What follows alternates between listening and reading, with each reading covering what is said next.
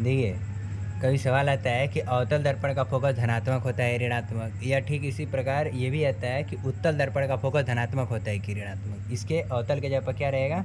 उत्तल, ऐसे करके भी सवाल आ जाता है। फिर इसके बाद और भी ऑब्जेक्टिव सवाल आता है कि जैसे कि अवतल दर्पण को अभिसारी कहते हैं या अपसारी, या उसी प्रकार से उत्तल दर्पण को अभिसारी कहते हैं या अपसारी। बाकी सभी चीज़ों का आंसर इस वीडियो में मिल जाएगा, बस देखते रहिए। देखिए, सबको पता है कि अगर नहीं पता है तो पता होना चाहिए, ये इसको कहा जाता है मुख्य अक्ष। ये क्या है? तो ये हमारा है मुख्य अक्ष है, ठीक है। यहाँ पे होता है ध्रुव, ये वाला बिंदु ध्रुव है। और जब मुख्य अक्ष के समांतर कोई किरण आती है, मुख्य अक्ष के कोई समांतर किरण आएगी तो यह अंदर की तरफ परावर्तित हो जाएगी, और ये मुख्य अक्ष को जिस बिंदु पर कट करती है वह इस दर्पण का क्या कहलाता है? फोकस कहलाता है। तो कभी कभी ये भी दिक्कत होता है, बच्चों को समझ में नहीं आता है कि ये किरण आ रही है तो ये अंदर कैसे आ रही है, बाहर कहीं नहीं चल जा रही है ना। ऐसे कभी कभी दिक्कत होता है कि अवतल दर्पण में अंदर आएगी कि बाहर जाएगी।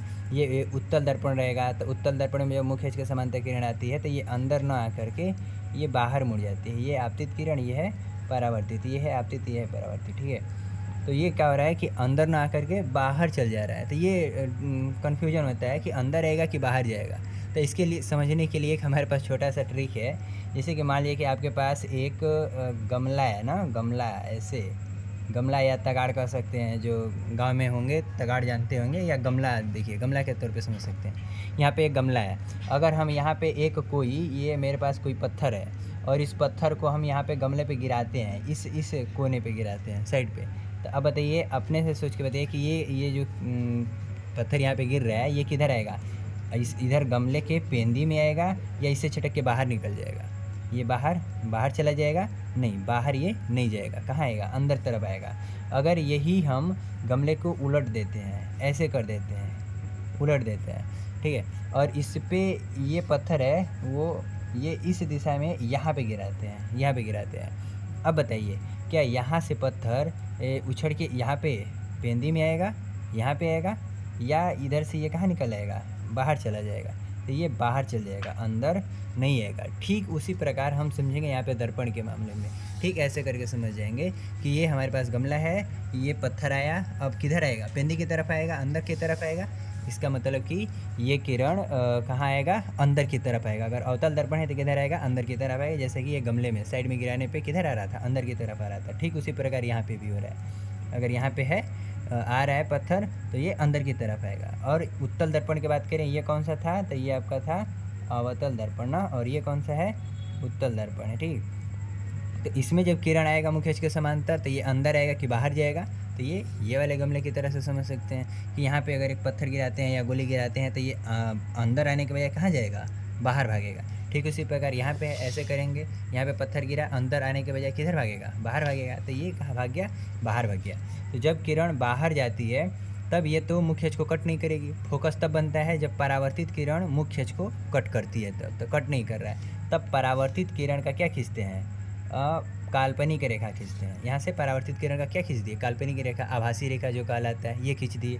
यहाँ पे कट किया, ये क्या हो गया? इसका फोकस हो गया।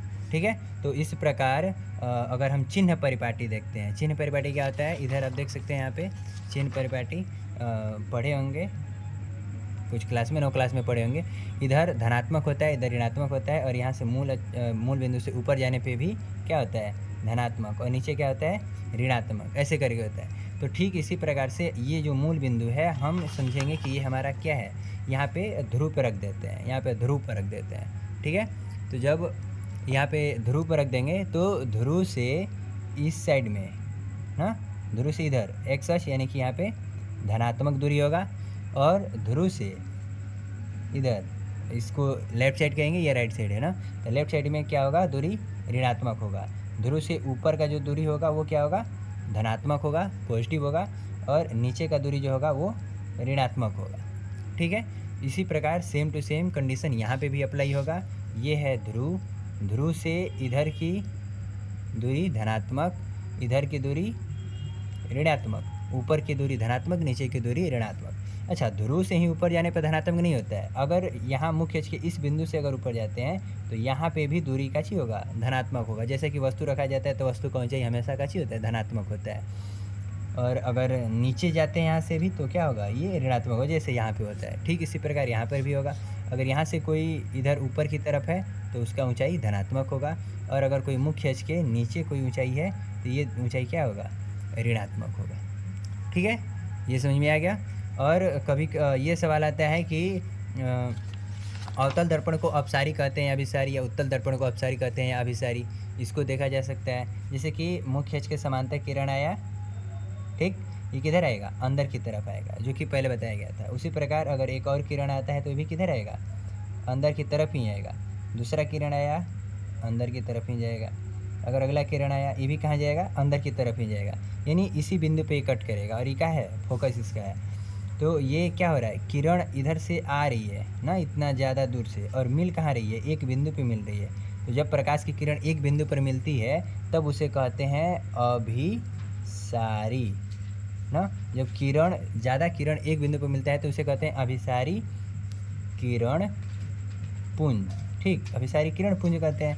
लेकिन यहाँ पे किरण पुंज नहीं बताना है, दर्पण बताना है कि ये दर्पण कौन सा है, अभिसारी है या अपसारी है। तो यहाँ से मुख खींच के समांतर जो किरण आ रही है वो एक बिंदु पर मिल रही है, यह पे मिल रही है, यानी अभिसरित हो रही है, अभिसरित हो रही है। इसीलिए अवतल दर्पण को कैसा दर्पण कहा जाता है, अभिसारी दर्पण भी कहा जाता है। ठीक, उसी प्रकार अगर उत्तल दर्पण में बात किया जाए तो किरण आया, अब बताइए किधर जाएगा, अंदर जाएगा कि बाहर, जैसे गमले में था, कहाँ जाएगा, बाहर जाएगा। ये किरण बाहर चला गया, ये किरण आया, ये भी कहाँ चला गया, बाहर चला गया। ठीक है, ये किरण आया, बाहर चला गया, ये किरण आया, बाहर चला गया। मतलब ये क्या, ये आपतित किरण है, ये परावर्तित किरण ना, ये एक बिंदु पे कट नहीं कर रहा है, किरण को क्या कर रहा है, फैला रहा है। जब फैला रहा है तो फैलाने को क्या कहते हैं, जबकि ज़्यादा किरण आकर फैलती चली जाती है, आगे चल गया, तो उस किरण पुंज को क्या कहते हैं, तो अपसारी किरण पुंज कहते हैं। ये अपसारी किरण पुंज है। अपसारी, अपसारी, अपसारी, इसी में नाम है अपसारी, अब पसारी। ठीक है, अब पसारी, पसरना मतलब क्या होता है, फैलना। यहाँ पे क्या हो रहा है, फैल रहा है ना, किरण इतनी में आ रही है, इधर आके क्या हो रहा है, फैल रहा है। तो नाम में ही है अपसारी। अपसारी को तोड़ के समझ सकते हैं क्या, अब पसारी, अब पसारी, अब पसारी मतलब क्या हो रहा है, फैलेगा। तो यहाँ पे किरण क्या हो रहा है, फैल रहा है, फैल रहा है मतलब अब अपसारी यानी अपसारी। तो ऐसे सब किरण पुंज को अपसारी किरण पुंज कहते हैं। और इस दर्पण से समांतर किरण आ रही है, ये फैलती चली जा रही है, यानी अपसरित हो रही है। इसीलिए उत्तल दर्पण को अपसारी दर्पण भी कहा जाता है। ठीक है, अवतल दर्पण को अभिसारी दर्पण क्यों, क्योंकि ये किरणों को एक बिंदु पर मिलाता है, इसीलिए इसे अभिसारी दर्पण कहते हैं। और उत्तल दर्पण को अपसारी दर्पण क्यों, क्योंकि यह दूर से आती हुई किरणों को, मुख खींच के समांतर आती हुई किरणों को क्या करता है, फैलाता है, इसीलिए यह अपसारी दर्पण। ठीक उसी प्रकार ये पीछे जो बताया गया था कि मुख खींच का इसका फोकस जो होगा, ये फोकस किधर आ रहा है, इस दिशा में कट कर रहा है। मतलब किरण आया, अंदर की तरफ कट किया, यहाँ पे कट किया, यानी ध्रुव से लेफ्ट साइड में। तो लेफ्ट साइड में दूरी कैसी होता है, ऋणात्मक। तो उत्तल दर्पण का फोकस धनात्मक होता है, ऋणात्मक, तो धनात्मक नहीं होगा, क्या होगा, ऋणात्मक होगा। ठीक है, उसी तरह से उत्तल दर्पण का अगर फोकस के बारे में बात किया जाए तो ये किरण आया, कट नहीं किया, बाहर गया, तो परावर्तित किरण का काल्पनिक रेखा खींचा गया, और ये किधर कट कर रहा है, बाएं साइड कट कर, दाएं साइड कट कर रहा है ना, यानी राइट साइड में कट कर रहा है, राइट साइड में कट कर रहा है। और राइट साइड में क्या होता है, चिन्ह परिपाटी के अनुसार दूरी धनात्मक होता है, इसीलिए ये फोकस भी कैसी होगा, क्या होगा, धनात्मक होगा। यानी उत्तल दर्पण का फोकस यानी कि एफ क्या होता है, धनात्मक होता है, पॉजिटिव दिशा में होता है। ठीक है, और उत्तल दर्पण का निगेटिव दिशा में होता है।